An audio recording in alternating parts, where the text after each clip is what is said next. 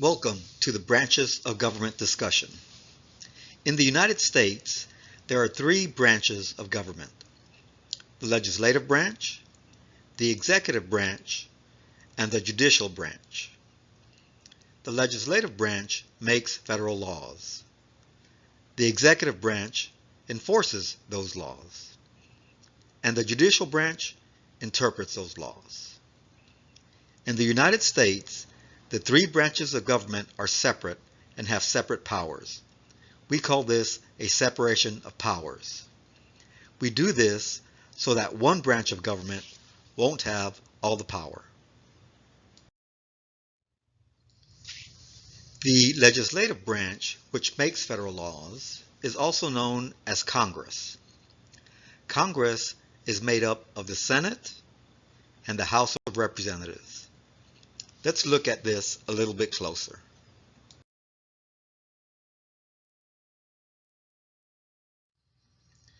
Remember, the legislative branch makes federal laws.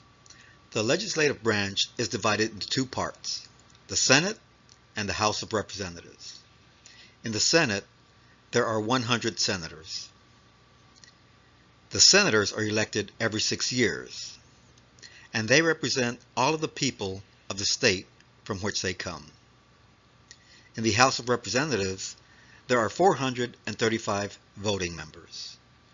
They're elected every 2 years. Some states have more representatives due to population, meaning the more people living in the state, the more representatives that state has.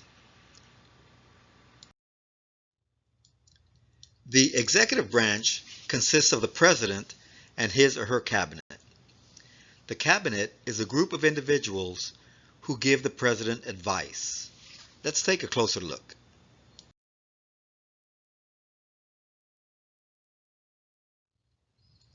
So if you remember, the executive branch, which consists of the president and the president's cabinet, enforces the laws. Now there are 16 members of the president's cabinet, and in the civics test, you're only going to need to remember 2. But it's also helpful for you to try to memorize all of the cabinet members of the president. So how do you do this? You can do this by thinking about a story. So let me tell you a quick story. The president is a very busy person.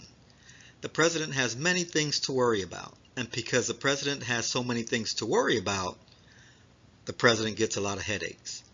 And how does he get rid of those headaches? Well, he watches a lot of TV. So TV twice, TV. And he watches TV in his living room. Now, let's look at these cabinet members utilizing the president gets headaches, so he watches a lot of TV in his living room. So H represents the Secretary of Health and Human Services. E, Secretary of Education. A, Secretary of Agriculture. D, Secretary of Defense. A, Attorney General. You'll notice the Attorney General doesn't have the word Secretary in front of it. C, Secretary of Commerce. H, Secretary of Homeland Security. E, Secretary of Energy.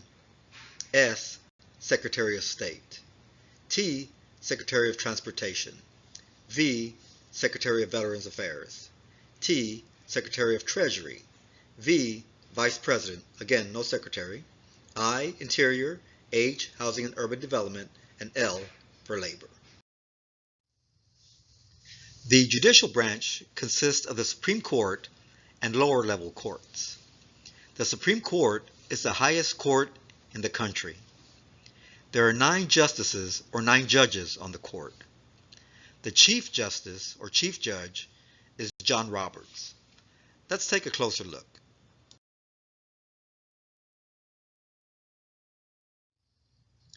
The judicial branch abides by the rule of law and makes sure that others do as well. The rule of law has 3 parts. Number 1, everyone must follow the law. Number 2, leaders must obey the law. And number 3, no one is above the law.